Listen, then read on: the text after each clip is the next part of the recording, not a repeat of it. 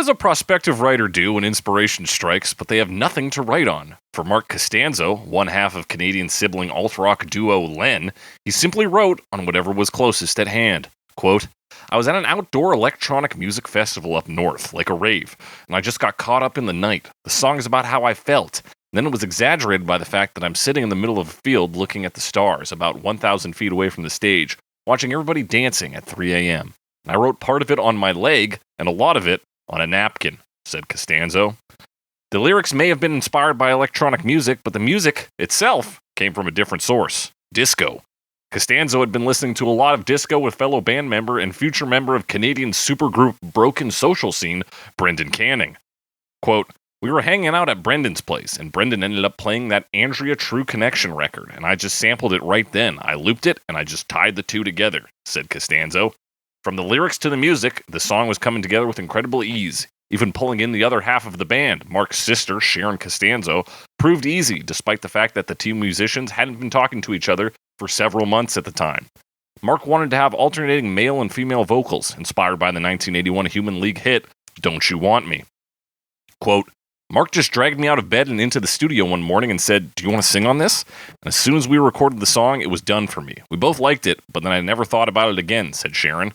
Once completed, the master recording spent a long time under Mark's bed, as neither sibling was overly fond of the piece. What inspired them to drag it out from the bed is unclear, but it's lucky they did. The song was a hit, hitting number 9 on the Billboard Hot 100 and reaching the top 40 in 8 different countries. LEN was cemented as a one-hit wonder, and their hit single was cemented in pop culture. The single ranked number 13 on Stylus Magazine's 2007 list of the top 50 one-hit wonder songs, and in 2013, Rolling Stone ranked the song number 33 on their list of the best summer songs of all time. Now summer is here, so long as no one takes the sunshine away. I know it's up for me. If you steal my sunshine, making sure I'm not in too deep. If you steal my sunshine, keep me bursting on my feet. If you steal my sunshine. That's right, it's Cover Me, the only podcast that compares famous songs to their many cover versions to find out which one is thugged, all laced and bugged, all twisted, wrong, and beat. I'm your host, as always, The Snake, joined by my lunar co-host, Alex Mildenberger. Alex Mildenberger from the moon. From the moon. What's cracking, Alex? How's it going? There's ghosts on the moon. What is going on? I turned 30. That's cool. Yeah, you turned 30. Yeah. You're finally part of the old bitch club. Part of the old bitch club. I'm on another decade. Me. You know, cross another one off. Cross another one off. I'm done with it. I don't need it anymore. How many decades you hoping to hit, Alex? What do you think you got? I'm shooting for 150. Fuck yeah, dude. So I got a long way to go. You got a long way to go. You're, what's that, the first fifth of the journey done? You're 20% I'm down. having a fifth life crisis right now, but I'm thriving. Yeah, listen, you'll get on top of it. We know you will. Yeah. What better way to celebrate a fifth life crisis than talking about music from the 90s when you were a child? Yeah. Absolutely. Yeah, LEN. Big LEN guy, Alex. Len's a big guy. Yeah, what a strange band name is named after the guy's, Mark's high school friend Lenny. Okay. Which, I mean, you gotta find a name somewhere, right? Yeah. Am I a big LEN fan? Is anyone? Yeah, that's the big question. No shade to LEN, but I mean, they don't have a massive catalog or anything. No, and they, I guess, suffered from a similar problem that the hit band Looking Glass had with Brandy. Is that their one hit is a lot different than most of their music. Of their stuff. Yeah, Wikipedia called them alt-rock, but they're kind of alt-rock, new metal, a little... you look at the guy, he looks like Limp Bizkit. Yeah, reading about the album, it seemed to suggest that this album, You Can't Stop the Bum Rush, is a little more hip-hop focused than their earlier stuff. Right. So, I mean, they've got something going on. They're their sound, I guess, evolved over time. Yeah. But I don't know anything else by them or about them, really. They're also a weird predecessor to the concept of Gorillaz, because it's really Mark Costanzo and Sharon Costanzo make up the band, and then it's a revolving lineup of musicians, both for tours and in the studio. Yeah, and also based on the album artwork. Mm-hmm. it definitely feels kind of like that. Like those are their characters almost. Yeah, because it's literally a comic book. Yeah. Like, panel. It reminded me of like Prozac. Kind of, which was around like kind of contemporary. Right in this area. They're definitely contemporary. So it does feel like that. Also, one thing you said in the intro seems strange, that they recorded it and then she never thought of it, meaning just that she didn't think of it until it was released. Or did they perform this song? I think did they tour? So the quote, I guess I should have expanded on. The quote was in reference to the fact that like once they recorded it, she's like, okay, that's done, and wasn't like in the production of the album, like, we need to make sure that Steal My Sunshine makes the track listing. Right. Thing. Like, they just did a thing. And we're she just came into the studio, fucking did her thing, and I was like, okay, yeah, it's done. And forgot about it until... and that was the thing. Like, usually with these ones, like with Seal's Kiss from a Rose, or any of these, like, left in the bedroom hidden kind of hits, there's usually like, oh, but my producer or this guy down the street who heard it, or, everybody was humming it in the studio. Like, usually there is some inciting incident that takes it back into the light and gets it onto the album. I didn't find that information for this one. So I don't know why it became this forgotten hit under his bed to like, oh, let's put it on. But it did. So yeah, somehow it did. Somehow they didn't have enough songs or something. I don't know. Yeah, I wonder if it was like a Dancing in the Dark situation, except they already had the track ready. They're like, you need one more song. They're like, yeah, all right, we got Steal My Sunshine on. Put it under the bed. Let me see what I got under my bed here. Oh, it's Steal My Sunshine. Which also hilarious. I mean, we hear about this sort of story as well, but like they do it, they finish it, and they're like, this isn't that great, and then just like ignore it. Which, or, do whatever. But I mean, it's kind of similar, somewhat similar to Under Pressure, which is like, they did it and they were like, no one was really happy with it, but we put it out anyway. And it's like, it's fucking Under Pressure now. Like, exactly. Similar thing where like people really liked this song, it did very well. Or even like, I think it was Carry On Wayward Son. We're like, well, this one's like kind of, I don't know if it'll do well. And then it's like, they're like, we have one hit off the album. They're like, what is it? And it's like, it's this one. It's the one you weren't sure about. Okay. Yeah. Which is always fun to hear. Yeah, and this one, what a hit. Let me tell you, if there's any song that truly sounds 1000% like summer to me, it is this track. But also like 90s summer. Like 90s summer. So is this just like one you heard on the radio a ton, or what was your... I think, on the radio, I think my siblings were fans of this track. I buy that. And yeah, so it played a lot. I remember sitting in cars and listening to this and looking out the window on sunny days. And like, did it happen? I don't know, but the song makes it feel like it did. Like, yeah. Interesting. Exactly. Yeah. This is like interwoven into my consciousness. How about you there, man? I first heard this song last week at a friend's house. It was like my friend and I, and then like my siblings and their siblings, and we had all gotten together, and there was a karaoke game on their Xbox. I don't remember what it was called. I think it was included for free with Xbox Live or something. So they had like 10 free songs on it, and this was one of them, and it was also a duet. So we could put two people singing at the same time, or trading off. And we like practiced some karaoke songs and like did a performance for our parents, because we were, this was when we were 10, not even, or I was 10. So it would have been a couple years after the song came out. That was the first time I ever heard this song. That's insane that you managed to get that. I never would have listened to the radio though. Really? Never? And if I heard it, I might not have noticed. Right, you would have just tuned it out. I don't know if this was pre or post. Maybe, 9/11? Honestly. No. I was a big focus of my life at that point was trying to play more Legend of Zelda.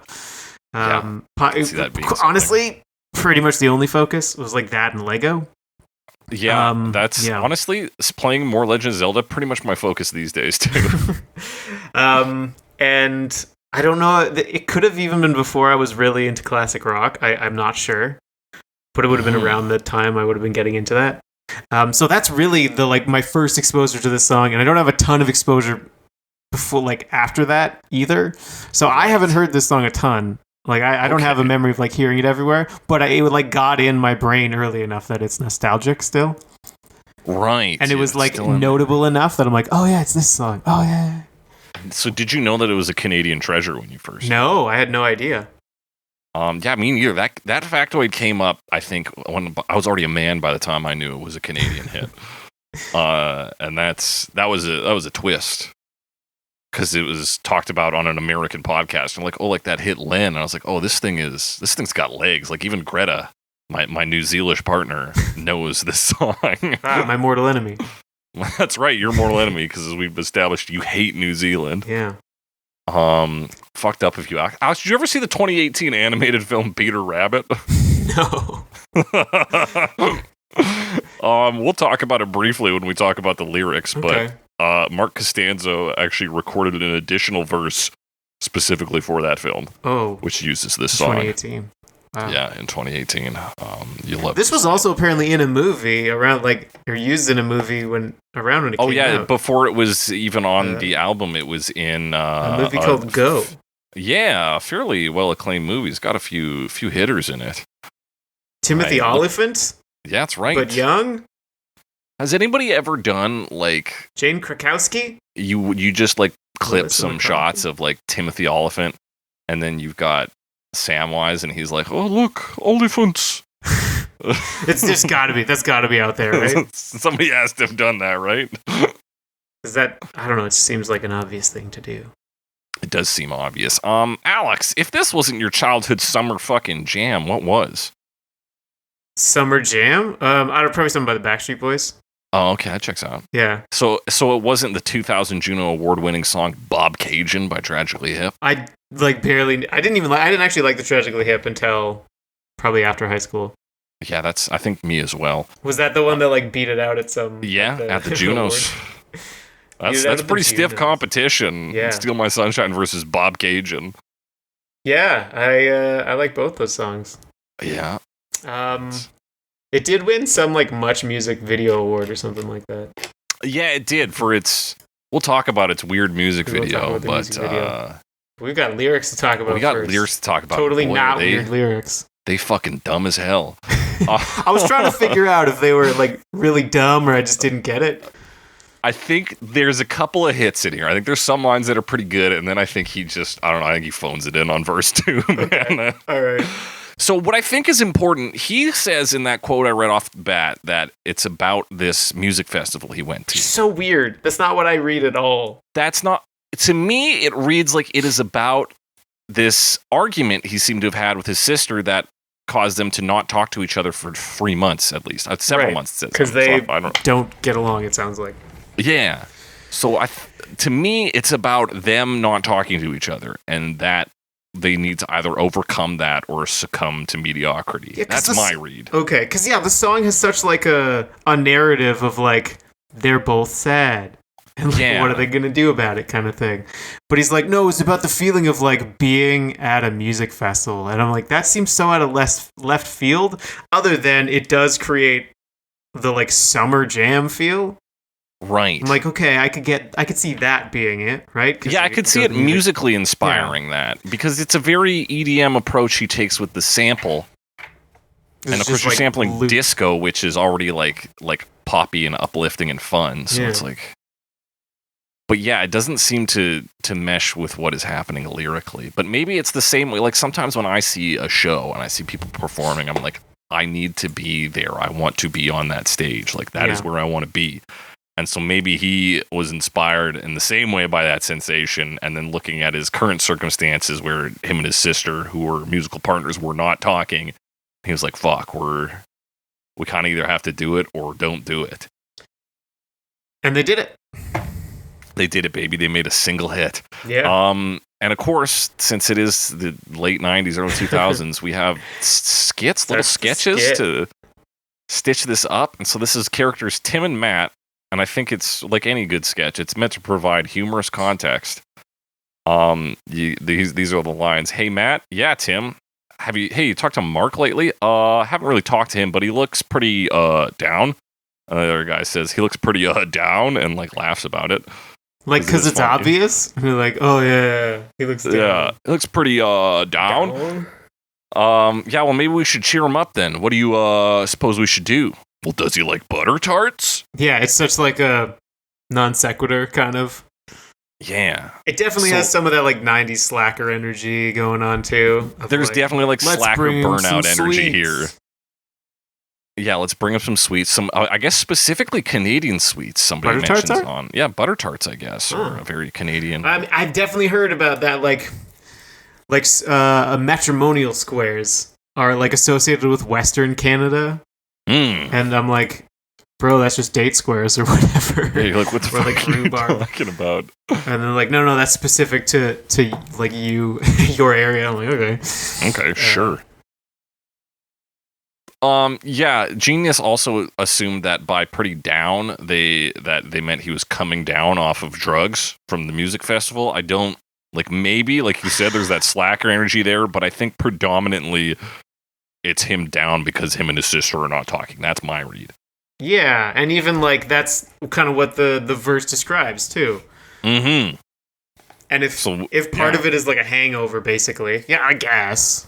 I guess, yeah. Like when you're that- hungover, it you do fits. like think about negative shit in your life, Yeah. like Just being like tired and a little Yeah. depressed. yeah, like chemically unbalanced from having ingested a large amount of drugs. Yeah, like it puts you in a bad place. Mm-hmm. So yeah, verse 1, I was lying on the grass of Sunday morning of last week, indulging in my self-defeat. I do kind of like. I think we start strong. Yes. Other than I feel like there's some ofs where there maybe should be some ons or ins, but I'm not too worried about it. Like it's not a big deal. Yeah, I don't think he's worried about it. I don't think we should be, unless he's supposed to say like the grass he was lying in was the same grass he was lying in on that Sunday morning of last week. But that sounds crazy, and I don't it's know not why Sunday we would talk morning about anymore? it like that. Yeah, it's not. Like, I It's a took the different day of grass. the week. And now Yeah, it's the he's- same grass. Yeah, like does He's that mean anything? I metaphorically don't in the think so. same spot he was last week or something. Yeah, but I do kind of like the line "indulging in my self defeat" because I'm like, Yeah, yeah, that's great.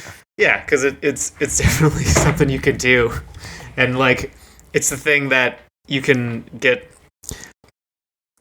Like indulging is usually a good thing. You indulge in positive things, but like there's this Yeah. sort of sense of like even though it's this self defeat, self pity sort of situation, in some weird way you want to do it and it makes you feel better about something, even though it makes you feel worse ultimately. Yeah, it ultimately makes, but you're like, well, I'm gonna tempting feel to this do. feeling and just like sit in it. Yeah. Yeah, that's a good line. Indulging in my self-defeat. Yeah. So we're off we to a strong start. Off to a strong start. We get a little fucking weird. This next part, like, yeah, it's fine. I think my mind was thugged, all laced and bugged, all twisted, wrong, and beat. A comfortable 3 feet deep. I think it definitely like it does seem to be kind of the coming down feeling, right? And Mhm. like there's a lot of things he's feeling that are all like not great but kind of hard to put your finger on exactly what it is. So it's sort of just a lot of words that kind of mean something. Yeah, thugged, laced, and bugged. His twisted, wrong, and beat. It's Yeah. all just like confused, a little messed up, overall negative. But just a lot of things. And it's kind of Yeah. all jumbled up, right? But again, we bring in a word, another positive word, same to indulging. We bring in comfortable. Right, because you can just like sit in this feeling. This, yeah, if I'm reading it right, this half dead feeling, right? 3 feet Right. deep. He's just in a shallow grave. Like he kind Yeah. of feels dead, but like he's comfortable laying in his like negative feelings in a Mhm. way. And it's like, yeah, I've definitely felt that. It's kind of, I mean, we talked about if I lay here, Yeah. you know, where it's like similar to that, but this is a bit of a more negative look of it. Be like, yeah, I kind of feel like shit. Yeah. I'm just gonna sit in this for a while because He feels like shit. He's like Yeah. isolated. He's disconnected. He can't even really read his own thoughts clearly. yeah, Yeah. So, 'cause, yeah, he goes, now the fuzzy stare from not being there on a confusing morning week impaired my tribal lunar speak. I don't know, man. I can't read that any other way than your tribe. What's your tribe? Your family? Your Right. lunar speak is like it's like a shorthand communication, right? It Right, sounds just crazy means to other it's- people, It makes sense to you though. but if you're one of the other moon men, like you know what the lunar speak is, right? But So now the he's other moon man it's his impaired, sibling. so he can't. He's having trouble communicating with the people he knows best, kind of. He knows best. Yeah, in this case, I believe Sharon Costanzo Yeah. and their father, George Costanza. I'm kidding. But that's what I get. Yeah, and again, we're bringing in some of that hungover vibe, some of that confusion vibe, fuzzy stare from not being there. He's a little disconnected, disassociated. Yeah, but he's kind of thinking about his life too. Yeah. Like maybe realizing some things, like because he's in this defeated state, he's like, yeah, I should probably do something about these things that are not going well. That's right, which leads us to, and of course you can't become if you only say what you would have done. Another kind of cool line. Yeah. I like you can't become if you only say what you would have done. Yeah, you could stick that in a Bob Dylan song. It'd probably sit just as well. Yeah, so there's like some real like lines of poetry here, and then some like strange choices as well. But that kind of creates the feeling of the song, which is very amusing, especially a few decades removed from For it. sure. And you're like, what were they even talking about back then? Did this make more sense in '99? Probably. Did it make a lot more sense? I'm skeptical. I don't know. And it was just like kind of the way he delivers it is enough of like, there's enough like style and flair in there that you're like, yeah, this is true. He sells music it of the for time. sure. Yeah, it can be like, every word of this makes perfect sense to him. Absolutely. Yeah. Especially because he's like, so I missed a million miles of fun. You're like, well, I guess that's the conclusion from this. Yeah, exactly. Of course. Like, I don't know if you stuck that landing, but okay. Like, but sure. he sold the landing. And so why? How did he miss a million miles of fun? Is it because he didn't do? He only said? Is that what I'm supposed to grasp here? Like, it's just like thinking about all the things he's missed out on in life. Is that it? And to him, that's fun. And to me, I think it is specifically the music. I think we're still on the music scope here, right? Because then I guess we lean into the chorus. He says, "I know it's up for me" is the next line. So he's like he really comes to the conclusion that he's fucked. Like he's hit the end of the road here. If you steal my sunshine, and this is, I think, this is the call from him to his sister and vice versa. Is like, I know it's done if we take the joy out of this for each other. Like, we need to be good to each other so that the band named after my high school friend Lenny can succeed. Yeah, like we got to work together. But also like, I mean the work together, because there's I know it's up for me, but also making sure I'm not in too deep. He's already talking about kind of being stuck in the ground. Mm-hmm, yeah, he's already 3 feet deep, so he's like, I gotta make sure I'm not in too deep. And he's gotta, stand up and move on. Keeping versed and on my feet. Keeping versed, which is like I think he's also saying like writing verses, right? He's like, I gotta keep versed. I have to have material written on my leg. Like write verses, write music, but also like staying knowledgeable. Yeah, exactly. Staying well versed, staying connected. Or like, not just letting the world pass you by, sort of. Exactly. And then, of course, staying on my feet as opposed to lying on the grass, which is what he's doing in verse 1. Yeah, exactly. So we kind of went through that without saying the chorus. So that's, I know it's up for me if you steal my sunshine, making sure I'm not in too deep if you steal my sunshine, keeping versed and on my feet if you steal my sunshine. Yeah, and in terms of sunshine, I mean, you already said, like, sunshine as in happiness. Like I gotta, or some sort of positive emotion, Yeah, happiness, drive, whatever you want to attribute to that. Yeah, stay positive. There's also, there's the old like folk. You are my sunshine, my only sunshine. So like a person, right? And this is all about 2 people who maybe aren't getting along right now. Right, and so maybe in that sense, maybe they know they're each the other person's sunshine, so long as they're playing ball with each other, right? Yeah. If you take yourself away from me or you start acting cruelly towards me, we're not going to make it. Mm-hmm. So don't steal my sunshine. Then thank God we get Tim and Chad in for another sketch. I like both these sketches. They're so fucking dumb. Yeah. Chad, come here. Wow, look at her. I know. Man, I've never seen Sharon look so bad before. I did once before, but this is pretty bad. Yeah, what do you think she got up to last night? Well, and then I guess they like imagine a scenario here. It's Sharon, I love you. Yeah, so is the idea that she's like heartbroken, or they're like she definitely had sex with someone who then abandoned her or something like that? Is that, am I reading this right? I think we're supposed to know that the guys in the sketches are not like onto it, right?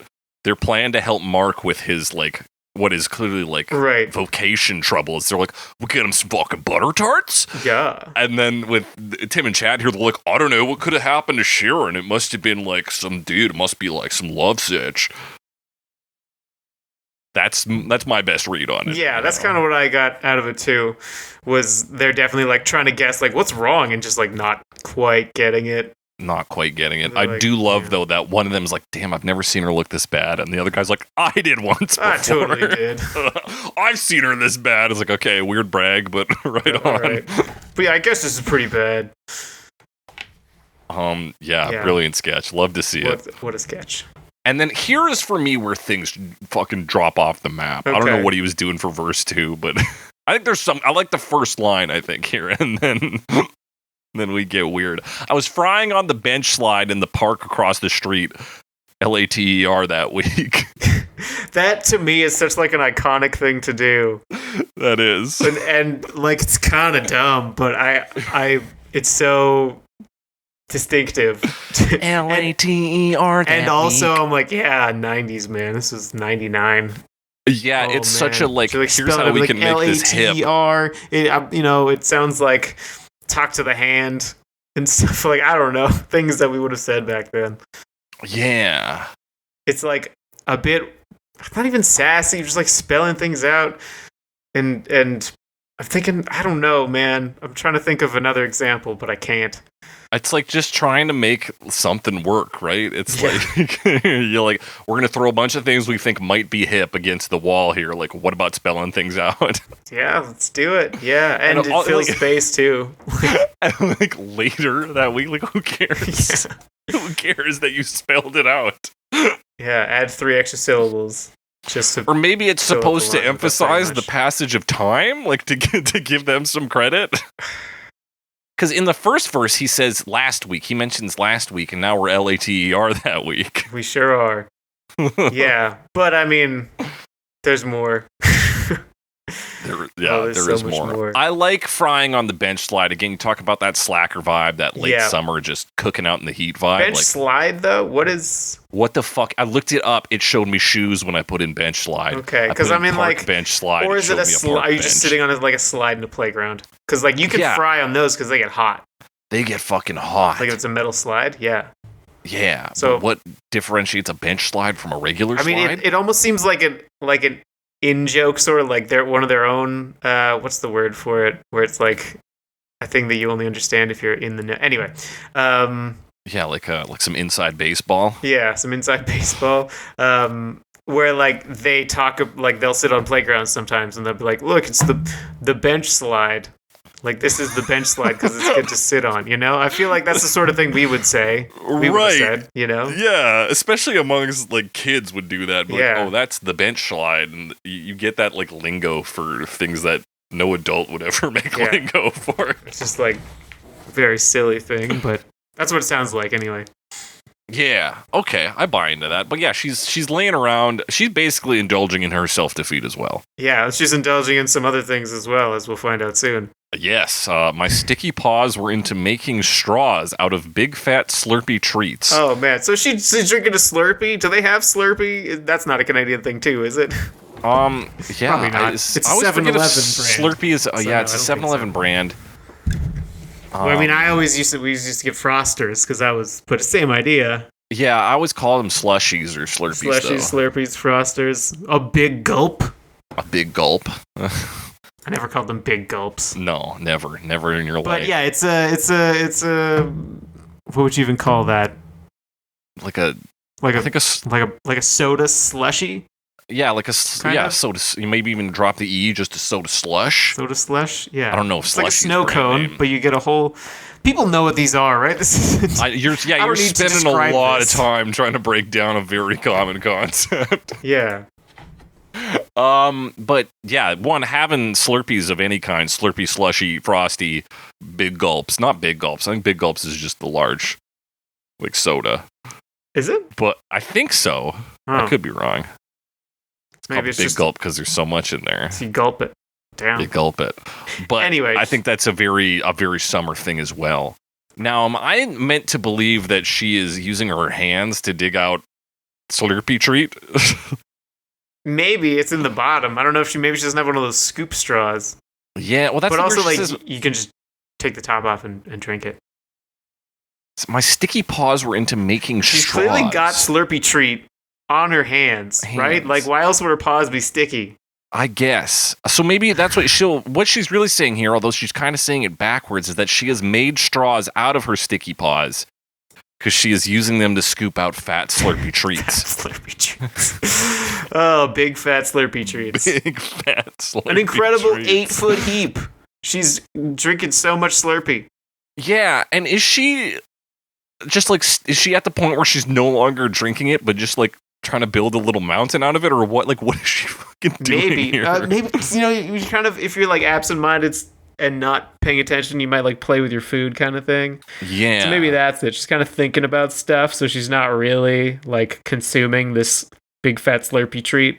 Yeah, kinda, I like, think she making a was mountain distracted. And imagining, but it's also make it, right? Like she's making a mountain out of what might not be a huge problem. I feel like he wrote this song and was like, yeah, you're going to sing the part where you say that your side of it is you're making too much of a big deal out of it. Yeah, that seems, it's a little twisted to be like, here you are making a big deal out of what's nothing. And it's also a Slurpee. So that might be what they're trying to say. That could be it. Of course, some keen listeners might say, well, guys, maybe the next lines are going to shed some context on this. I say to you, the funny glare to pay a gleaming tear in a staring under heat involved an unusual feat. Yeah, I don't know what those words mean together. Send this to your English teachers. Now the funny glare to pay a gleaming tear in a staring under heat. She worried about people looking at her? And it's not feet like feet, but it's like an accomplishment. Like an accomplishment. So, and you look up the word tear, and it's either a vetch or an injurious weed resembling wheat when you... A vetch? And a vetch, let me tell you, that is a widely distributed scrambling herbaceous plant of the pea family. Okay. I mean, I've also heard tear to refer to, like, zeroing a scale. Oh, yeah. And it's spelled that way, I think. I don't know, man. That's such a weird line. It's the so funny glare weird. To pay a gleaming tear in a staring under heat. Fuck. Sorry. I mean, if we were to believe that a grown woman is laying down on a park slide, drinking a Slurpee, drinking, not even perhaps drinking, but heaping a Slurpee onto the slide, maybe getting some funny glares from people being like, is this woman unwell? Yeah. What? My son just wants to go down the slide. She's making it sticky. Why the fuck is she doing sticky this? Paws. Oh, their sticky paws. Making straws. Yeah. Involved an unusual feat, though. Is this to say... Underusual? So it's like not as good as normal? Yes, is she like a subpar performance from her is what I'm grabbing? Or she's like, I am doing less than my usual feats here when I am hanging out on a park bench slide, sucking down fat Slurpee treats.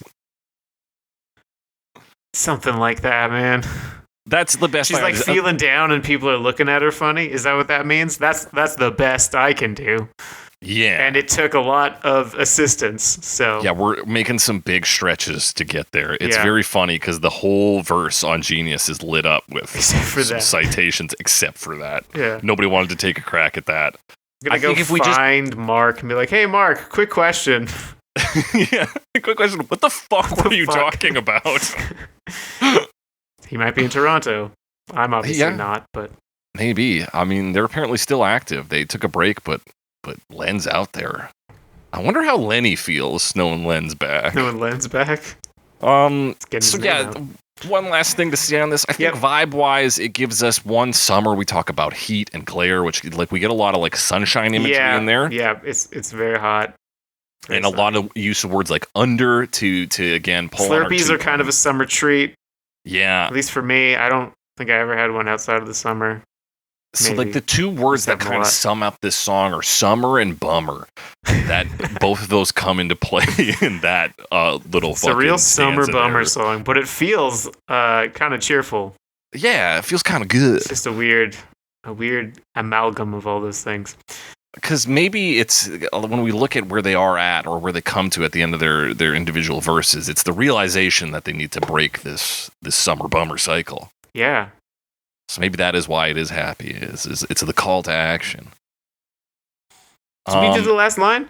No, but we're about to. Okay. And I'm not only among, but I invite who I want to come. So I missed a million miles of fun. Okay, I'm reading the annotation and it does make some sense. My initial thought was it's about branching out and getting yourself out there. So like, oh, I only talk to always the same people. Right. But the annotation thinks she's getting sad about not being invited places because people don't want to be around her. Yeah, I think let's take out I'm not only a monk for now. Let's leave that to the side. I invite who I want to come, so I missed a million miles of fun. She invites who she wants to come. She didn't fucking invite anybody. Oh, I see. That's she true. missed a million miles of fun. She's pushed people out, and so she's missed out in the same way that fucking verse 1, he's missed out because he hasn't done things. He's just been sitting around navel gazing saying, oh, I sure would like to play some music on stage. Yeah. Sure wish my sister would look and hang out. It's okay. Yeah. You guys can make that happen. And it's the same for her. She's like, well, I'm among people, but I only invite like people who I want to come. She's like, I'm surrounded by strangers. I haven't invited anyone to hang out with me, so I've missed a million miles of fun. And everybody's really mad about this sticky slide I've made. Yeah. I'm just heaping Slurpee treat everywhere. Everywhere. People seem upset about it, except for the ants. The ants are very happy. The ants are thrilled. Yeah. That's my read on it. Yeah, that sounds about right. I mean, it's definitely in that ballpark. Yeah. But that's what I'm hearing. Yeah. And then we get the chorus again, and then we get a slightly different chorus. Yeah. I know it's done for me if you steal my sunshine. Pretty much the same as it's up for me. Yeah. Not some and hard to see. I think it might be. Oh, you know what? It's not some end hard to see. I believe when I listen to the song, it's not some end hard to see. He's talking about like how obvious the conclusion of where he will end up. Yeah, that is. makes sense. Yeah, because then the next line is what that conclusion is. The end, rather, that is not hard to see. Keeping dumb and built to beat. You steal my sunshine. Yeah, so it's keeping dumb. Which means not talking. Just kidding. Hey, yeah, that could be it. Maybe. Because, again, they weren't talking at this time. They weren't talking, yeah. And also it being dumb to not talk in the like, stupid sense. Yeah, or the other thought is, like, not thinking about the problem too much and trying to stay positive. Like, keeping dumb, and now you're built to beat because you're not thinking about all the negative stuff. So you can you can beat other. You're built to beat the problem. Problems, yeah. Okay, I read it as like if he keeps dumb, he is built to setting himself up to lose. He's built to be beaten. Yeah. Yeah. It's pretty vague. Yeah, I think if you couple it with the refrain though, if you steal my sunshine. True, and it's like if the bad thing will happen if you steal. Yeah, because it's other like I know it's done for me. That's negative, so it's probably sticking with the negative, right? It's not an end that's hard to see. If you steal my sunshine, this is what will happen to me. If you steal my sunshine, I will stay dumb, which again could mean not talking, and built to be beaten, kind of. Yeah, it's just like I'm going to keep taking losses. I'm not going to get anywhere, and I'm not going to get any smarter. That makes the most sense. That's how I read it. And then we get my sunshine. The only thing it has a bit of the slacker energy, so I was briefly thinking like, oh, he wants to be dumb because he's a slacker, but that doesn't seem to be what's going on. No, it seems to be like as much as this song sits in that slacker energy, it is about trying to get out of that. Yeah, or at least like make up and like do something. Yeah. It's 99, so we're getting out of the 90s at this point. Yeah, that's right, baby. We're leaving the slacker energy behind. Fine, picking up on that 2000s energy. On that whatever led to Catwoman. Yes. Whatever that energy is. Whatever that energy is, they were full of it in LEN. But that's the song. That is the song. Those are the lyrics. Highly complex. Half stupid, half smart, which is, I think, perfect for this song. Yeah, it's so perfect how it, like, is fucking stupid, but also you're like, oh, that's a good line.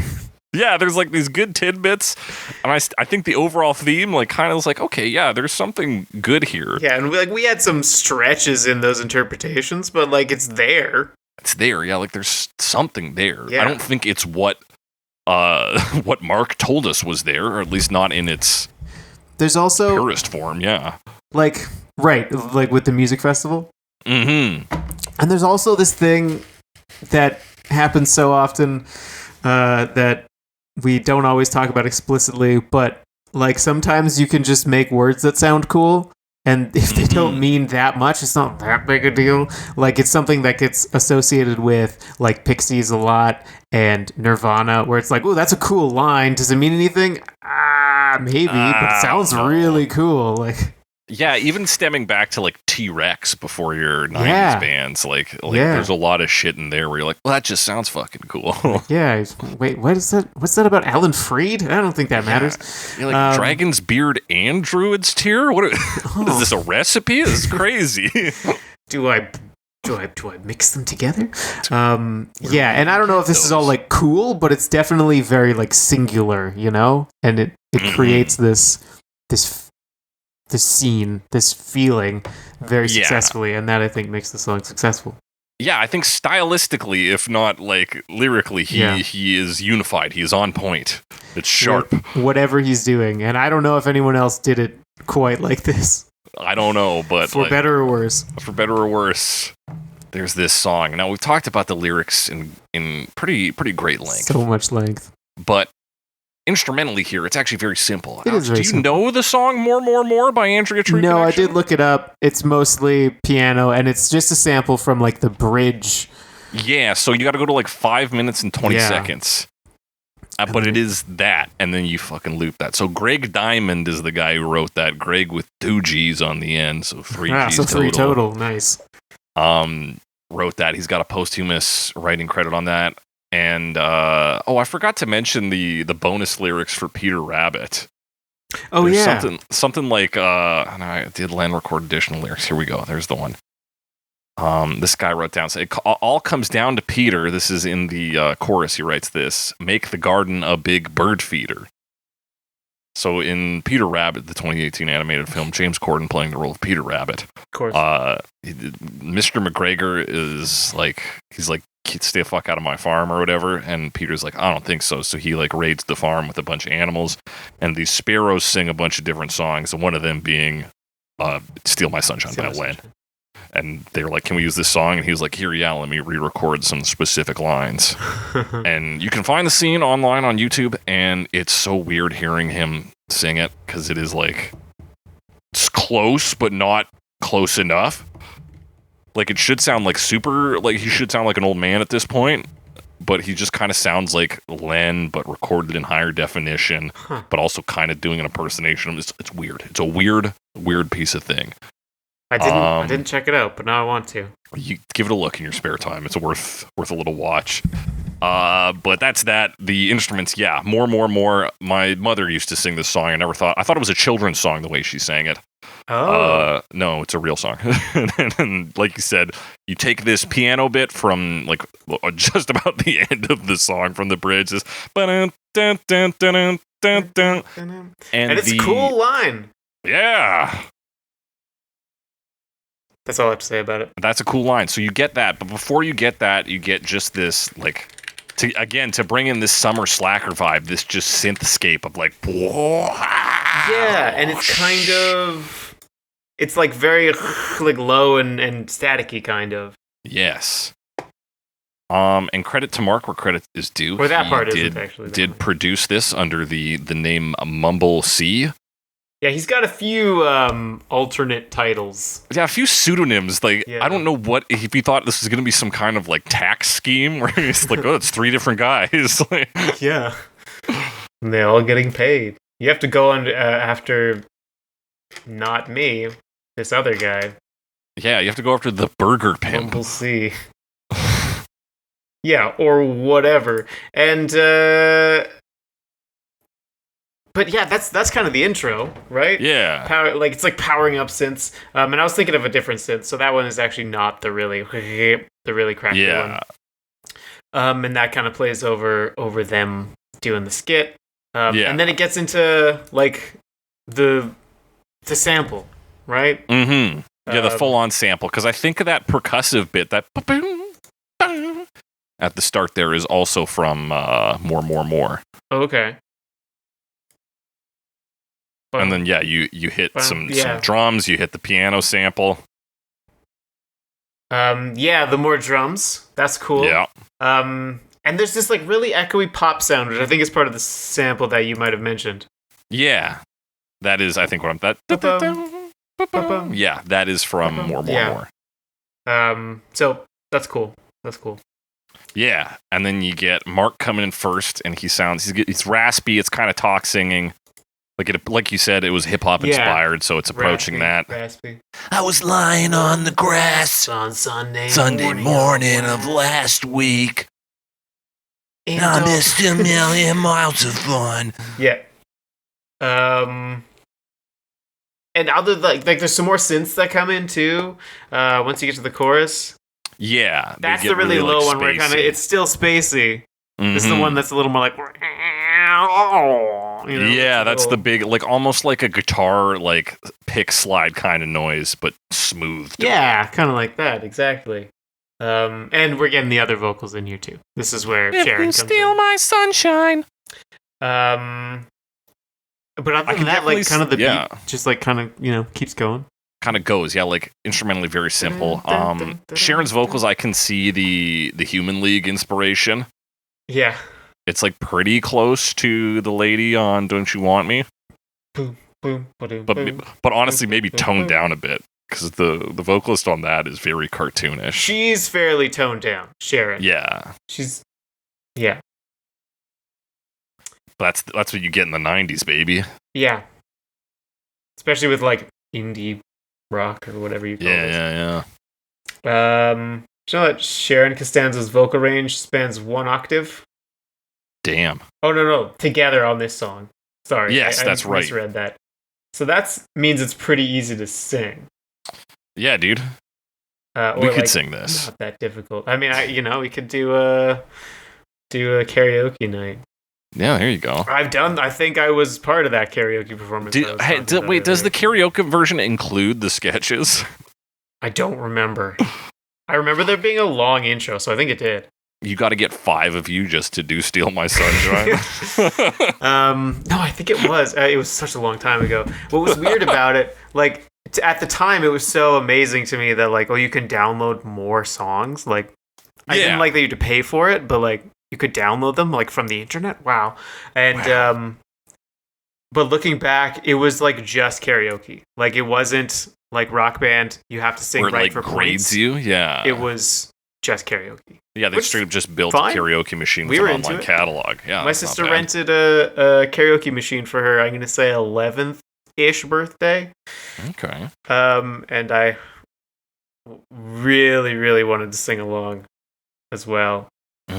My brother and I think after her party was done, we like still had the machine and we just went down and sang some songs. It's time for the fellas to do it. Exactly. You were ripping out she every kicked us out. Boys song you knew. Yeah. She kicked us out, so we went to see Finding Nemo. Oh, not bad. In theaters. Not a bad way to spend the day. Yeah, that's when Finding Nemo came out. Anyway, sorry, I'm getting way off topic. Hey, that's what this. I think instrumentally, that's what this song provides you, is like this hazy like memory field where you're like, oh yeah, way back when. Yeah, I'm definitely feeling that. Definitely feeling the memories. And also we kind of covered what happens. You're right, yeah, because we do another verse, and it's Sharon's verse, but musically it's kind of about the same. Get back into the chorus. The synths are turned up.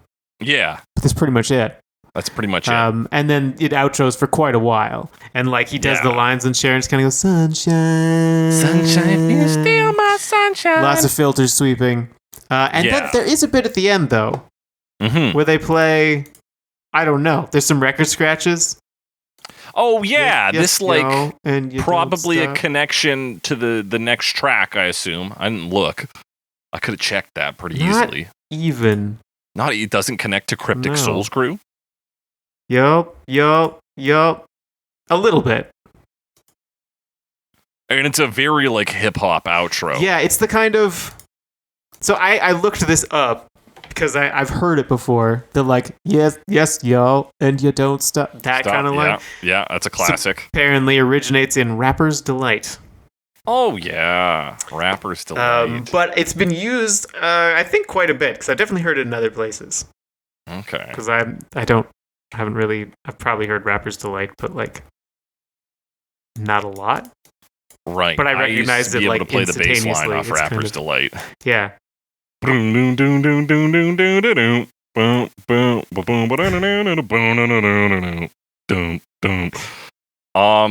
A loosely related story. I'll tell this one quick. Okay. Another like hip hop classic. Do you know the line? If you don't know, now you know. What is it? If you don't know, now you know. It's used a lot. Sounds kind of familiar. You probably heard it somewhere. We came up. Greta and I were watching a movie at the cinema. And it came up in one of the trailers. She leans over to me and she's like, "That's from Hamilton." I just leaned back. I was like, "No, it fucking isn't." It is from the song "Juicy" by the Notorious B.I.G. Juicy. Okay. All right. And I didn't know the origin at that time, but I was like, I don't fucking think that's from Hamilton. That doesn't sound right. Yeah, I mean, it's like stuff. It's kind of like, I guess, the Wilhelm scream, Right. where you just kind of keep using it, and then you like people know, or even like the jazz one is the lick, Yeah. Da-da-da-da-da-da. And there's another cinema one now that's getting quite popular is the Akira bike slide. Oh, the bike slide. Yep. Yeah. Yep, that's a big one. Or Big one. I'm told. I don't know if I've seen it much. I've definitely seen it, though. Yeah, it was last time I saw it was in Nope. In Nope? Okay. It's Yeah. in... I mean, you can kind of do it in... This is video game, but No More Heroes, I think. Oh, yeah, that's 100%. Like, you can do that on a dime. Yeah, so it's one of those, like, cultural touchstones that people just kind of use as people like to quote it. Yeah, so this is what this song ends on, is a little cultural touchstone. Which is unusual, and, like, I kind of forgot it was there, but it's there. Yeah, it's 100%. You're like, there's a bit at the end. I'm like, no, Alex, it fades out. I'm like, oh, yeah, it's this weird bit. But yeah, that is the song. That's what it sounds like. What does it look like? I hear you asking. What does it look like? It looks like Daytona Beach, baby. So there is a music video directed by Mark Costanzo and Bradley Walsh under the names The Burger Pimp and B-Rad. Yeah, so there's another pseudonym. And honestly, I was reading about it, right? And they had $100,000 budget, and they spent most of it on alcohol, according to the Wikipedia and then the rest page. of it probably fixing the hotel elevator they broke. Apparently, they also couldn't bring it in the elevator, because it was too heavy. It's too heavy. Anyway, but honestly, so I wasn't thinking it was gonna amount to much, but honestly, like visually, I was kind of impressed. Mostly because they have like a lot of orange and blue, and it pops. And it pops. Yeah, 100%. Like, everything they tell you in, like, the history is, like, they shot it in the afternoons because they wanted to get drunk at night. They had no script or storyboard. Yeah. It's just them and, like, 12 of their best friends or something. You're like, okay, so this is going to be a pile of dog shit. And then the next thing it tells you, it's, like, one for best video, best pop video, and favorite Canadian video at the 99 Much Music Awards. You're like, oh, okay. I guess we had low standards in 1999. Yeah, but it kind of shows them like arriving at Daytona Beach. Mm-hmm. You know, so you some of that like home video footage style thing cut together with all of them, and then cuts to them like singing the song, all sitting on these like orange scooters. Yeah, which then I think that scooter company held like a contest to win those scooters because they're like, hey, got to capitalize on the success of this hit song. Yeah. And it's kind of like you're watching it and like they're mouthing the lyrics, but like it's kind of desynced, like it's a bit slow. Yeah. But I think it's on purpose. I think it's on purpose. And then there's a lot of like split screens, so it'll show them driving on the scooters or whatever, but there's 3 shots, so you can see like the skyline, you can see the side, you can see the front. Yeah, it's a lot of like cutting edge 90s tech combined with like 90s home video. So we've talked about like how the lyrics and the music are so stylistically like a summer jam. That translates to the video too. Everything here syncs together so well with itself, which is maybe a big part of what makes this song so successful. Yeah, and I'm like, even jumping ahead a bit to Sharon's verse, which is mostly just like her standing on a beach singing at the camera. Yeah. With these like purple sunglasses on and this sort of, I guess, tank top or like sleeveless shirt. Yeah. And that's also, I'm like, this looks like 1,000 album covers from like pop album covers from the 90s, Absolutely. the early 2000s in particular, actually. It just has the look, man. Yeah, it is so, it's like just charged to be that moment in time. And it hits everything right. Like that use of like big dynamic split screens, like boom, boom, boom. Here's a bunch of shots of like an arcade or something. Yeah. Here's like some shit we did in Daytona Beach. And like it's like spring break stuff, which is another thing that at the time seemed like, at least to me, a person on the outside was like, yeah, spring break's a big deal for people certainly who are part of the mythos, because they used to like everyone does, right? And I've never ever been to a beach on spring break, but also I'm from a landlocked province. Yeah, you don't go out to the reservoirs there. Yeah. Like, oh, spring break.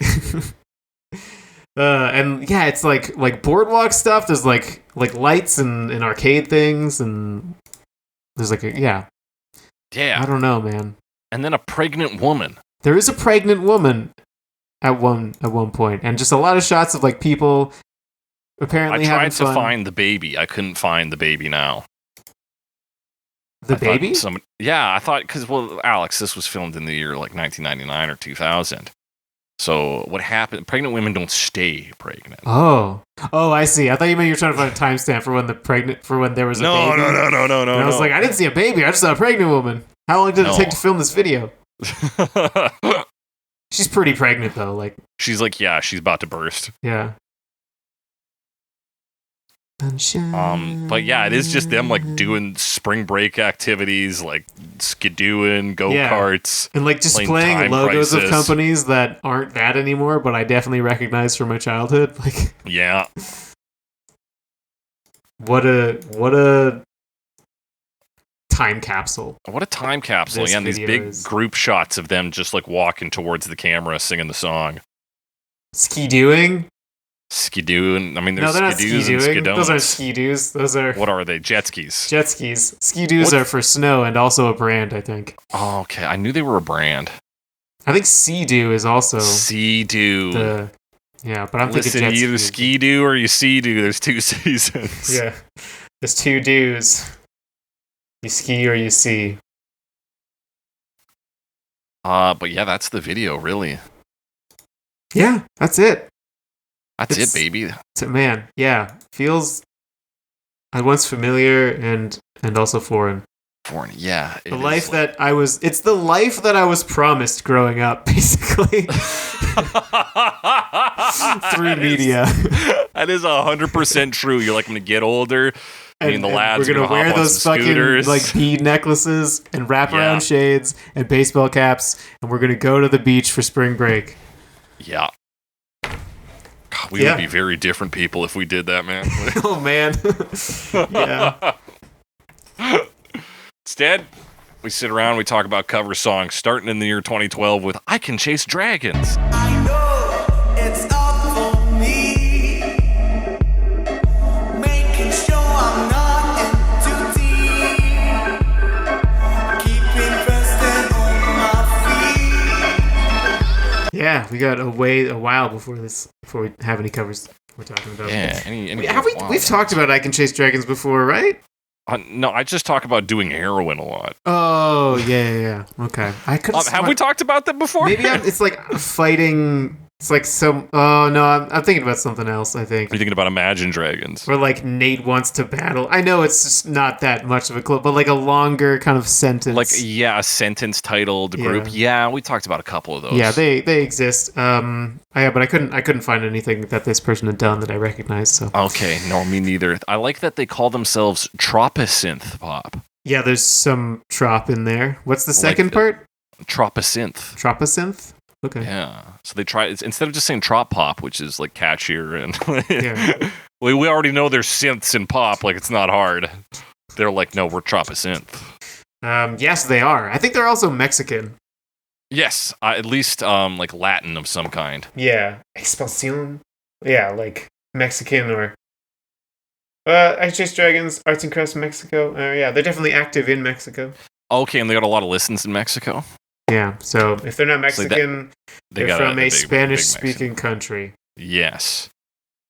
Good catch, Alex.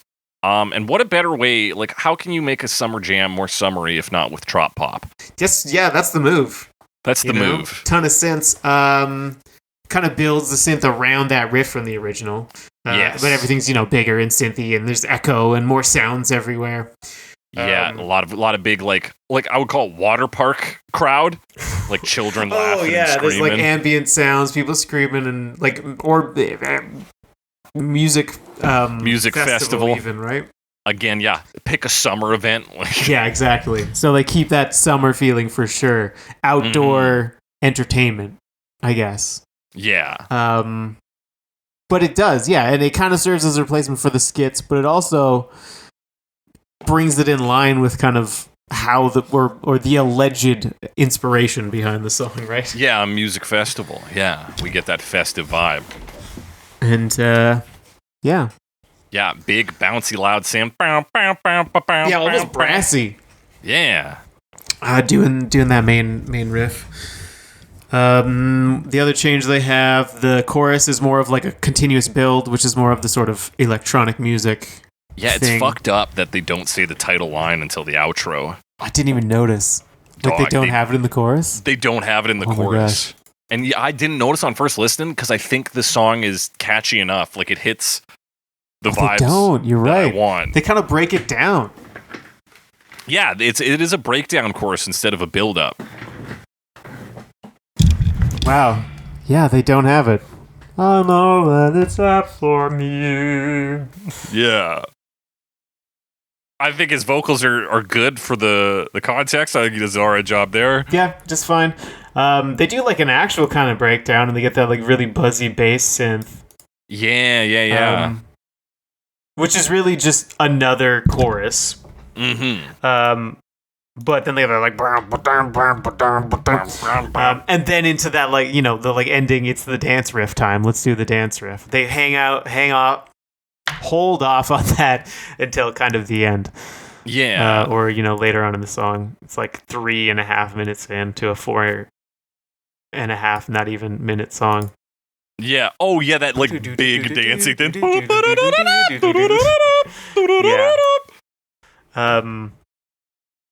So there it is. Yeah, pretty successful, like trop poppy version. Apparently, it's a bonus track, so they just did it for fun. And, yeah, that's even crazier because usually bonus tracks like of this kind are like, well, we chucked an acoustic guitar on and sang "Steal My Sunshine." So great. Yeah. Well, we put a beat on too. I think this is a pretty good like called shot, like just to be like, yeah, I can do "Steal My Sunshine" as trop pop, like it hits. Yeah, and it makes sense. It's two things that I associate with like summertime fun. Mm-hmm. And good use of like fade in, fade out. Synergy. We get an exciting new synth at the end. Like there's enough variation to keep this from being too boring. Yeah, it's cool. Yeah, I think it's a good hit. Here's a band I thought maybe we had talked about, but I also don't think we've talked about. The Maine and Derek Sanders in 2015.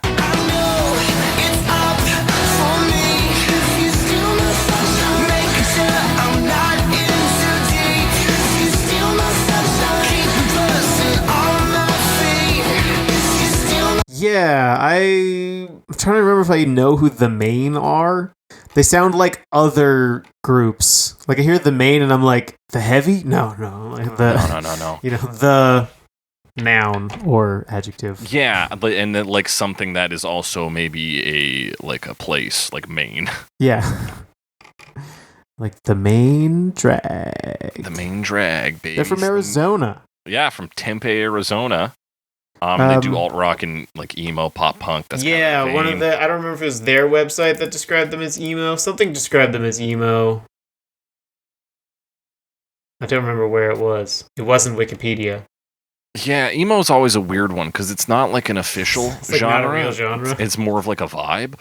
Yeah, and as I understand, was originally used like pejoratively.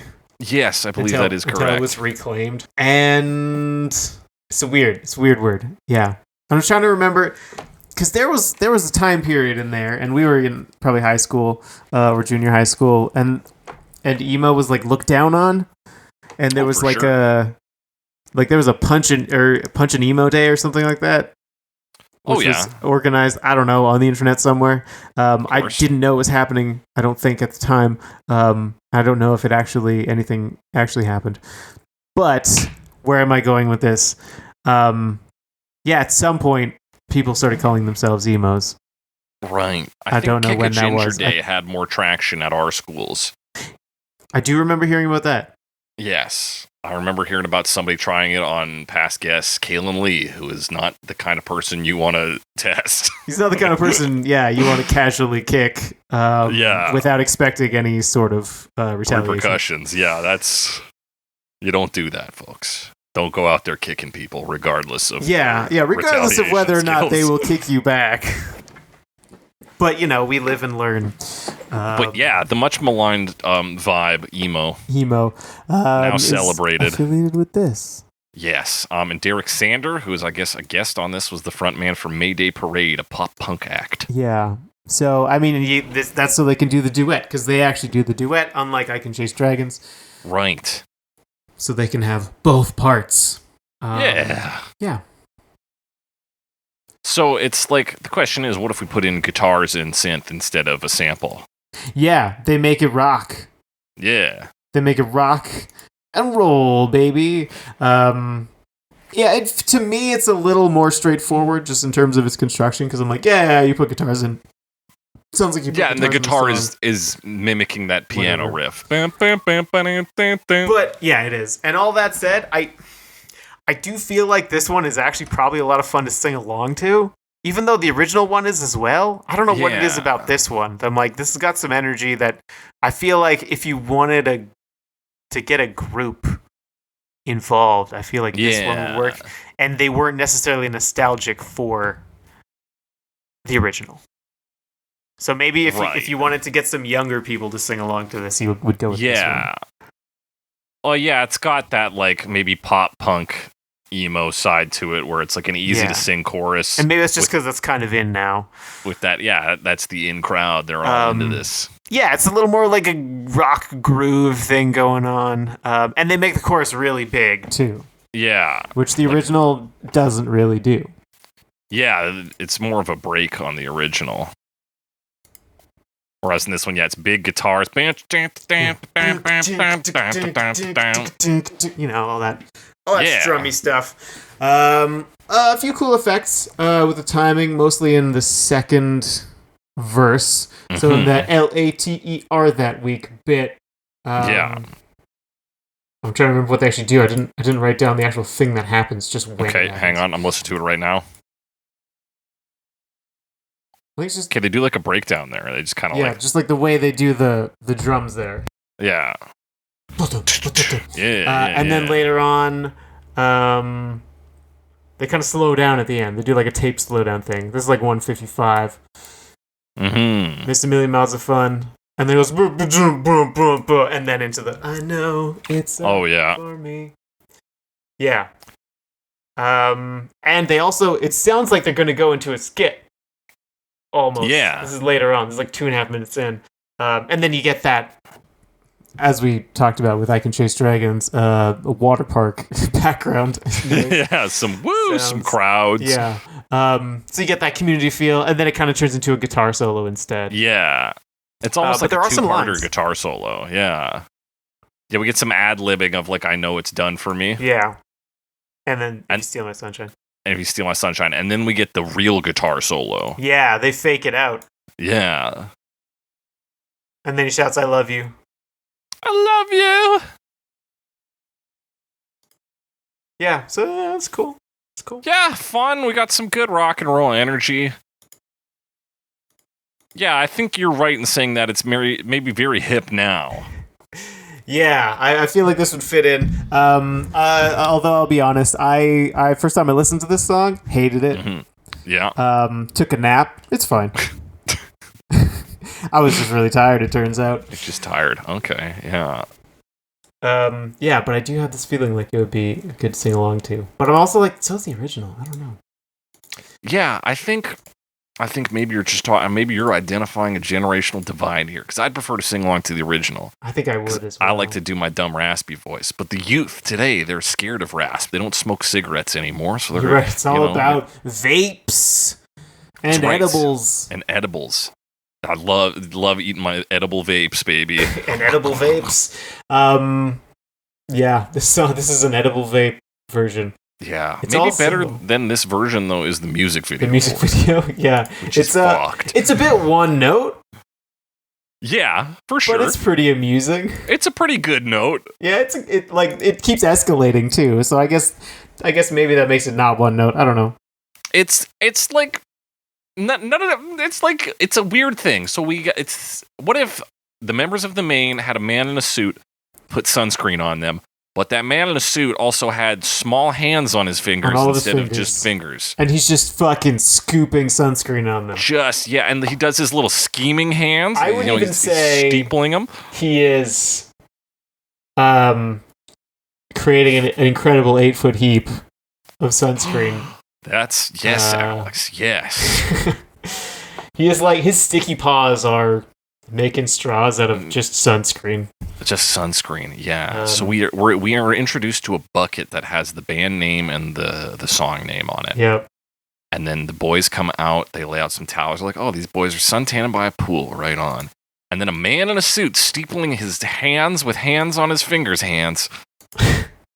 comes out and he turns the bucket around and it says sunscreen. Sunscreen. And that's like that. You now know everything that is going to happen in this music video if you've seen this. Almost everything. So he fucking scoops that shit. Do you think they used actual sunscreen for this? Some of it looks like not sunscreen. I feel like sunscreen would be expensive and you could just use any generic lotion. Yeah. But also they're legitimately sitting out in the sun, I think. So yeah, it might have been good. Yeah, I don't know. Unless it's just a lamp. He'd have been cooking in that fucking suit. It looks like a warm day out there. Yeah, he's wearing a suit, and he is just, heaping sunscreen on, and he just, like, spreads it on all of them. Yeah, and the dudes love to have it. He straddles them to do it. Yeah. And then one of the dudes will, like, snap his finger and, like, raise a hand and be like, hey, garçon. They do a high five. Yeah. It causes sunscreen to explode a little bit. Yeah, he's loving it too. The suit man is smiling as he does it. The one guy winks at the camera. Pulls his sunglasses down, winks at the camera. Well, yeah, you need to talk about the beat before that, where the suit man takes off the other guy's sunglasses. That's right. Like by hand and like manually gets in there, gets his digits on his face from behind, and then the other guy willingly takes off his sunglasses and does a wink at the camera, all sexy like. Yeah, it's quite a video. And just when you think they're out of tricks, at the end they write out the end on one dude's back. On one guy's back, covered in the heaps of sunscreen. And the heaps of sunscreen. It's gnarly, but I think perfect also. I mean, summer vibes, and it's very silly. And this song is very silly and very summery. Yeah. Now this next artist asked the question, what if LEN was a 2-syllable band name? That's right, we're talking about Lenka in 2020. I know it's up for me. Making sure I'm not in too deep. Keep first and I might feel Lenka! Yes, Australian singer-songwriter, best known for her song The Show. I've never heard of it. But she had a song in a Windows 8 ad that I've also never heard of, and I've never seen an ad for Windows 8 in my life. I probably have. Having those facts in Angus mind... Songs and Perfect Snogging? Sure. That's a teen romantic comedy, never mind. Okay. Sorry. Bearing that in mind, she sounds exactly like the kind of person who would have... Oh my gosh, she's... like songs in tech ads. And Moneyball, she has a song in Moneyball. How exciting. That one movie. But it's like... Is that movie a big deal? I always remember it. I've never seen assume it to be a big deal. Doesn't it have Jonah Hill in it and John Hamm? Is John Hamm in that movie? Is it Brad Pitt in that one? It's Brad Pitt for sure. It's Brad Pitt. Yeah. John Hamm's in other films. Philip Seymour Hoffman's in it. Anyway, sorry. Baseball, Hoffman. Another summer thing. Hey, love playing baseball in the summer. Love the Toronto Blue Jays, baby. Yep. The TBJs, as I call them. Fucking little TBJ. What does she do? She makes it chill. Yeah, it's like She chill, chills a it bit out. twee. We got like lots of snaps. Snaps, organ, a little bass drum for the kick. Yep. It's a lot of, it's basically that and like guitar strumming, some drums and stuff. And her eyes lying in the grass. Sunday morning of last week. And you it's know real we hit chill. the chorus because we get hand claps instead of snaps. Oh, baby. That's we called sure building do. intensity, folks. Yeah, that's how you do it. That's how it's fucking done. You get tambourine there, too. You keep it chill. Yeah. Yeah. Notably, no attempt to recreate the piano sample in this one. No. Kind of just Yeah, it's does just like the progression. chords. Yeah.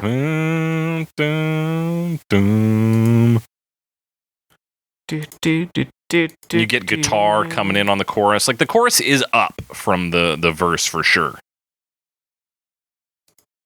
Yeah, for sure.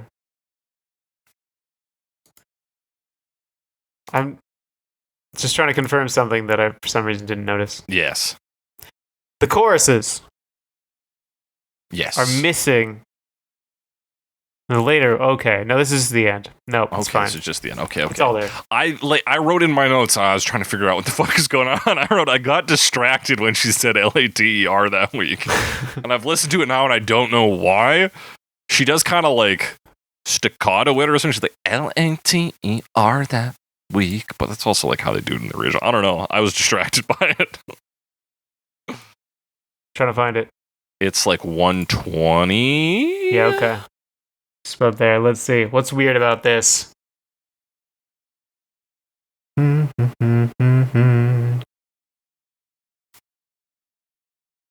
Yeah, she did a little cigar. LATER.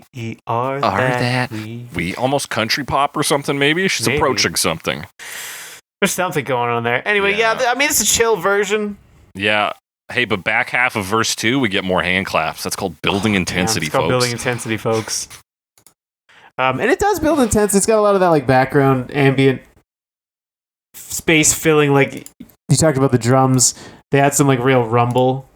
Yeah. So there's something going on there, making Yeah, in those terms of, drums like, rumble. Chill versions, it's got stuff going on.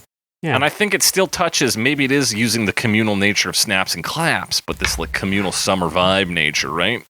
Yeah, snaps and claps work, man. That's why We're we just do them having so a chill much. jam sesh. Listening to Lenka. It's no LEN. Ka? That's it. That's That's I it, didn't have a baby. ton to say about this one. She finishes by saying the title a couple of times with no instruments backing her. Okay, Steal my sunshine. I believe it. If you steal my sunshine. Well, Alex, would you believe this? That in the year 2021, Portugal the Man and Cherry Glazerr did a cover of this? I'm about to.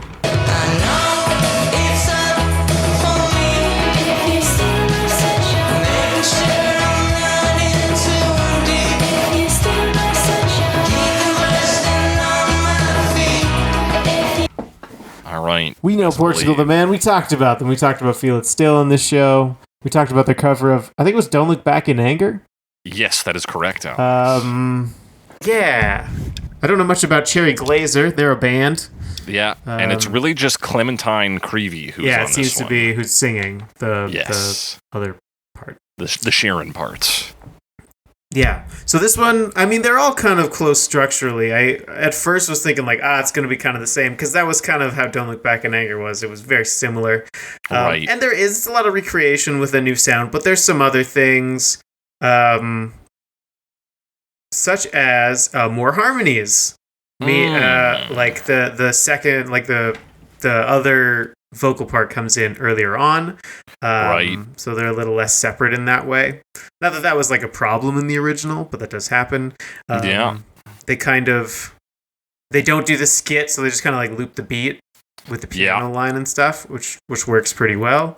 Mhm.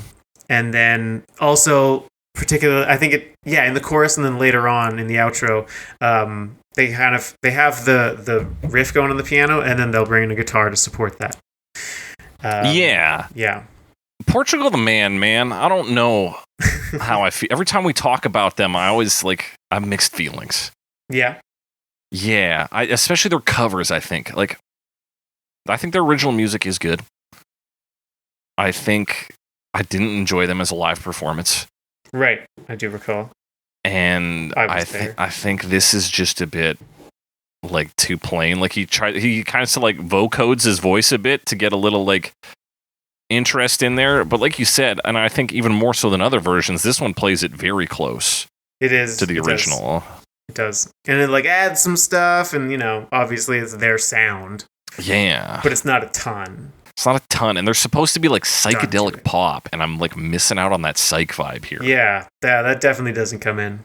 Yeah, except in their official visualizer. I didn't watch that. Dog, worth it, I think. Okay. We'll talk about it briefly. Okay. Yeah, Clementine does a fucking Sharon impersonation. It sounds fine. She said it's LATER that week. It's like the original, but just like less cool, right? It's just like there's some more synth. I guess there's some more like laser-like synths we get in here. It's 4 minutes. I don't know, man. I don't know. This one. Any highlights on this one for you, Alex? Nothing that stood out specifically. Okay. Well, let's talk about what did stand out, which is their official visualizer. Yeah, tell me about it. Okay, so it starts out, and it's just like some whooshy little space, and then it turns into a skull, and you go, you're confronted with death. But there's a lot of little fun images that make up this skull. So there's you see there's these two arms. You can see the hands up at the top corners, and they kind of go around the outside of the skull there to form arms. You got in between the two eyeballs, there's these eyes. There's the other eyes between two eye sockets, rather. There's two eyes shooting out of this dude's face. A kind of Squidward-looking man. Yeah. With gnarly teeth. And there's like little dudes. There's little cartoon dudes sort of at the sides there. There's a little cartoon joint coming out of the skeleton's mouth there. A lot of fun stuff to see there. And of course, it wiggles and wobbles as you watch the video. Yeah, it's basically a static image, but they have some color stuff going on, and it's wiggling and wobbling. Yeah, and every so often they take it out of the picture, so they re-loop its introduction in, so it like disassembles and reassembles. Yeah. Okay, cool. Yes, so that's really all there is to say about Portugal the Man is okay, cool. Alex, if your name started with an X and ended with an Ochi, how would you pronounce it? Fuck, that's a good question. I don't know how to pronounce this name. It's like Sochi or Xochi or Kochi or something like that. Okay, Krausse, 2022. I know it's up for me. You steal my sunshine, making sure I'm not in too deep. If you steal my sunshine. Yeah. X Krausse. X Krausse 2022. No, I couldn't find anything on this person. They don't exist. Yeah. They don't exist. They're not real. But this is honestly your more like country vibes. Yeah. Almost leaning into the hit song, Breeder's song, Driving on 9 at some points. Maybe just because she's got that real sweet voice. I found it to be a pretty straightforward country thing going on. You're right. They got this sweet voice. And a few other covers, but not really anything. Yeah, it's like acoustic country version. And it becomes very obvious that it is country once we get into the chorus and the backup vocals come in. And the slide guitar comes sunshine. in. Feel my sunshine. Yeah, all that. And that's kind of that's it. That really is what else is there? Like, it does that for the rest of the song. Pretty much. We had a little guitar noodling, like that kind of comes in lightly, like you mentioned, which brings more of that country vibe in. Yeah, some guitar. But that's really not until like the end, pretty much. Yeah. I will give them credit. I think there is something about the phrase "steal my sunshine" that could be very country. So putting that kind of a read on that. It has like enough of a folk vibe, right? Yeah. That you could get. I mean, you are my sunshine, my only sunshine. Sunshine, yeah, like you've mentioned before. As I said. Yeah, classic concept. Yeah, I think it's a good demo, this one. I think if you were to publish it on Spotify or otherwise, we need a second pass with a little more flair, a little more of that guitar noodling, a little more, I don't know, yeehaw. Yeah. Ha. Yeehaw. Yeah. That's what happens when you translate yeehaw into English. Yeehaw. Yeah. Ha. Ha. But Alex, like I said, not a lot else to say about this one. Anything else to say? Sweet, simple. Let's talk about Sunflowers. Todd Barriage or Barriage. I'm thinking Barriage like rhymes with marriage. Marriage? Oh, you're right. It is spelled like that.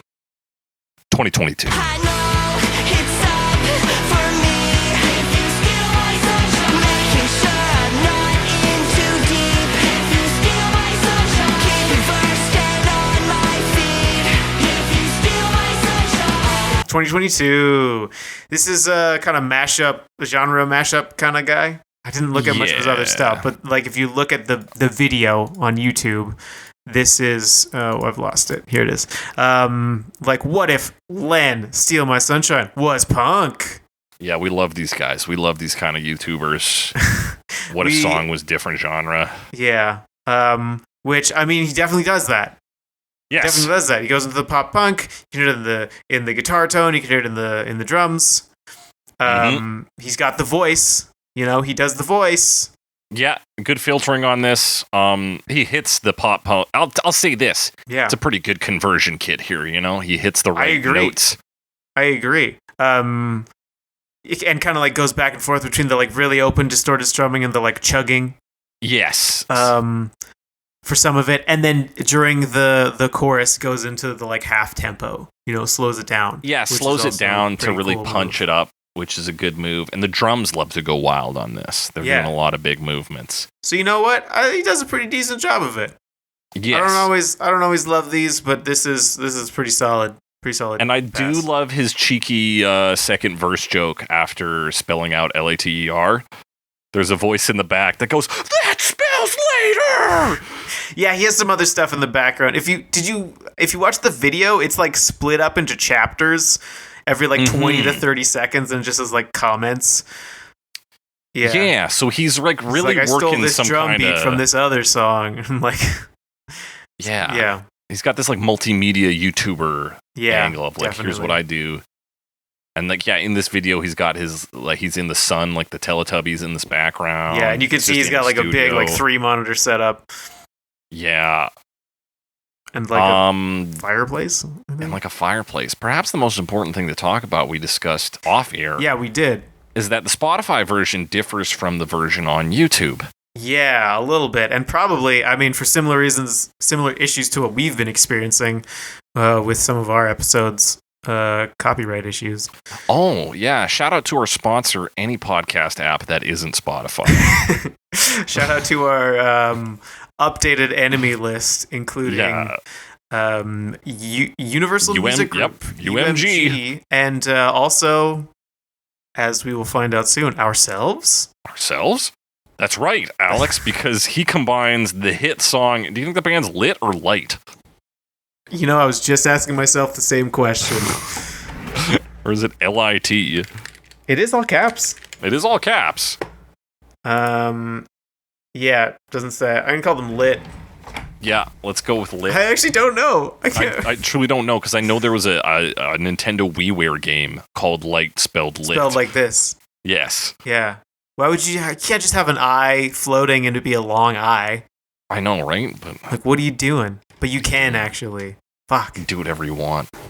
But yeah, so he, in the outro on the YouTube version, he brings in My Own Worst Enemy, which I know from the hit game Rock Band 2?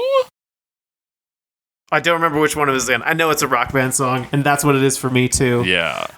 This is actually on my workout playlist, so I hear it reasonably often. I like the song. I do. Yeah, it's a good song. So yeah, he brings it in later on. Except he changes the line. I had to look it up to see whether he actually changed it.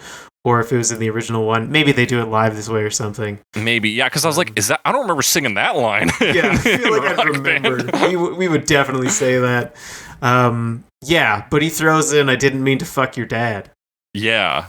And it's in the Spotify version right at the end. Yeah, he fades it out on that. "I didn't mean to fuck your dad." So that's fun, too. I don't know. I wasn't sure if I'd be sold on that, but then I laughed and it was a good time. It was a good time. And yeah, and they're hitting during this the outro, "Steal My Sunshine." So he does successfully mash them up. Yeah. And then it becomes a mashup. Nice, it's a genre mashup and also song mashup, so that's kind of cool. Yeah, and like 2 songs with big slacker energy. Yeah. Yeah, kind of some themes there of him being a fuck up. Like it's not a bad choice. No, I agree. They do kind of fit, and it sounds like, because it's got the chapters, right? So the chapter's called "No, Seriously, I Didn't Mean to." Pretty sure he's talking about the "fuck your dad" thing, but at first I thought he was like talking about playing My Own Worst Enemy, and it almost feels like, when you're playing one song, you're like, shit, this sounds like another song, and you just fire into another song out of nowhere. Right.